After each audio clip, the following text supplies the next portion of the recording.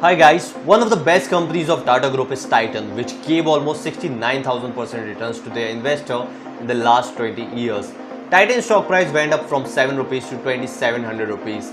And if someone had invested 1 lakh rupees in 2001 in Titan, that could be around 6 crore rupees on today's date. And as we already talked about how Titan built a lot of brand under its canopy, the jewelry division alone accounts for 80% of its total business. And in the last financial year, Tanishq had a revenue of 23,268 crore rupees. And right now, it is one of the largest jewelry seller in India. So in this video, we will try to understand how Titan turned Tanishq into a huge brand, what were their strategies and what lessons we can learn from this case study. So hi guys, my name is Sarshit. Welcome to the Thinkers Cafe, and this is a channel you need for business stories, entrepreneurship and skill development. And if you are someone who likes to know about business stories, entrepreneurship and skill development, then subscribe now. This is a story that started in late 1980s. Titan had been started 4 to 5 years back. And as we already discussed in the Titan Watches case study video, how Mr. Success Desai built an incredible company with the help of Tamil Nadu government company Tidco. Titan became an instant hit in the Indian market, and after getting the success into the Indian watch market, Mr. Success Desai wanted to expand their business into European market. However, the plan didn't go as expected. Why? Because European watch market was already flooded at all levels. At the lower level, they already had some local brand. In the middle level, they had Japanese brand like Seiko, and at the top level, they had Swiss brands. While Titan was having great number in India in terms of revenue, European market was incurring losses, and eventually they had to shut down that vertical. But this was also the moment when Titan decided to start selling jewelry into European market. Why did the watch company suddenly decided to sell jewelry into the European market? That's because something happened in the Middle East that time. On August 1990, Iraq invaded neighboring Kuwait and had fully occupied their country within 2 days.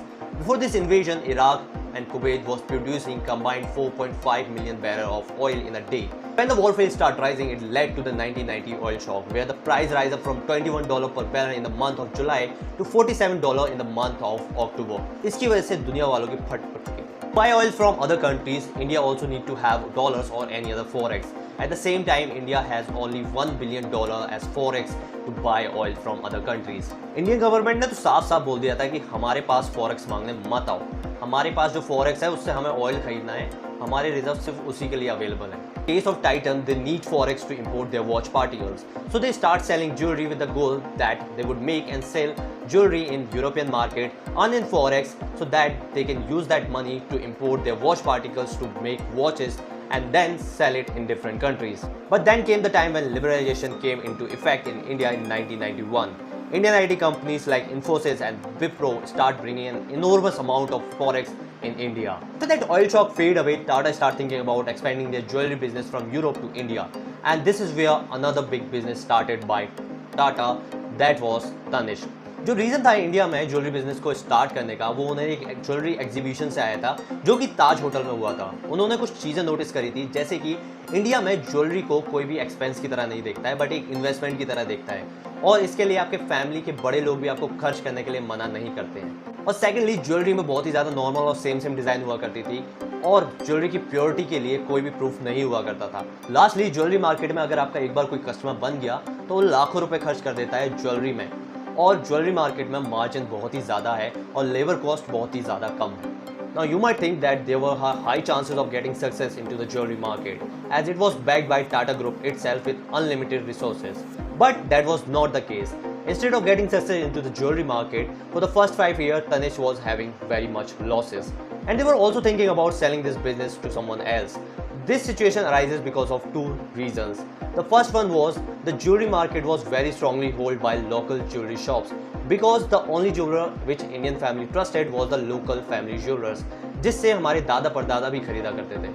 Secondly, back then 22 karat gold was the de facto standard. This is where you get a product with 91.6% gold and rest is alloy.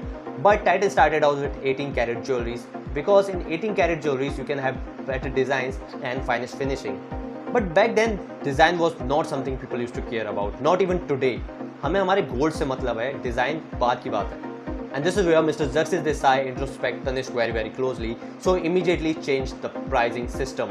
Price tags देखने को मिलने लगे थे सारे के सारे jewelleries में, जिसमें आपको गोल्ड जेम्स का प्राइस साफ साफ देखने को मिल रहा था. And the best game-changing investment made by Titan that time was in something called carat meter. As I already told you, our family used this simple philosophy that हमारे दादा परदादा भी यहीं से खरीदा करते थे. Tanishq understood one thing. Indian jewelers उस टाइम पर बहुत ही ज़्यादा मिलावट करने लगे थे और हमारे पास उनको ट्रस्ट करने के अलावा और कोई ऑप्शन था भी नहीं. And this is where carat meter came into play that was imported from Switzerland to measure the purity of gold. This machine was installed in all the Tanishq outlets. And after installing this machine in Tanishq outlet, they started one campaign where they invited people to walk in with their jewelries to get their purity check. And jewelries हिंदुस्तानियों के लिए बहुत ही ज़्यादा important हुआ करती है. So many people reach out to Tanishq outlet in their respective city to get their jewelry checked. Majority of people were shocked to know that they were cheated by their family jewelers for a very long time. And this was because the gold was not as pure as it was claimed by their local family jewelers. People were feeling betrayed and dissatisfied by knowing this fact. And this is where Tanishq came out with another Masterstock strategy, that was 1922 strategy. In that scheme, people can bring their jewelries to Tanishq outlet and get their purity checked. If the purity of the gold is higher than 19 carat and lower than 22 carat, it could be changed with 22 carat gold jewelry by paying manufacturing charges, and Tanishq could bear the cost of gold. Yes, Tanishq could bear the cost of the gold, and that was Tanishq customer acquisition strategy. And now you might think why Titan was draining so much money to acquire customer.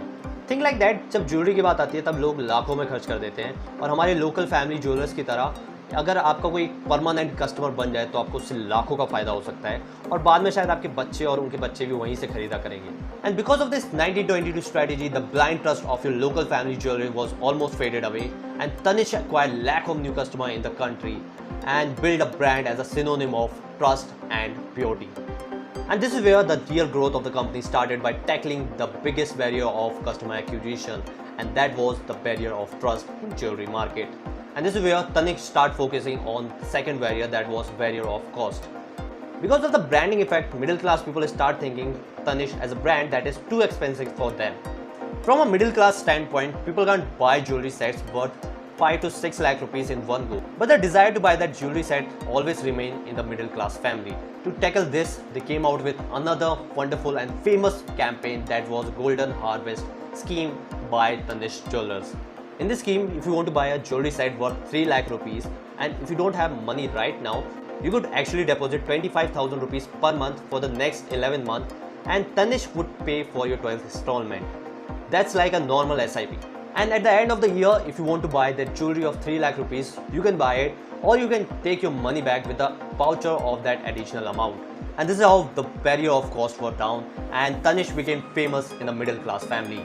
And lastly, as we discussed in the Titan video, how Titan doesn't limit itself to the premium watch category, but they also cater into the different categories. Similarly, Tanishq didn't limit itself into one category. Tanishq also noticed that working women didn't want to wear very ornate jewelries to their workspace because it looks too flashy. And at the same time, they want something elegant, simple and easy to wear.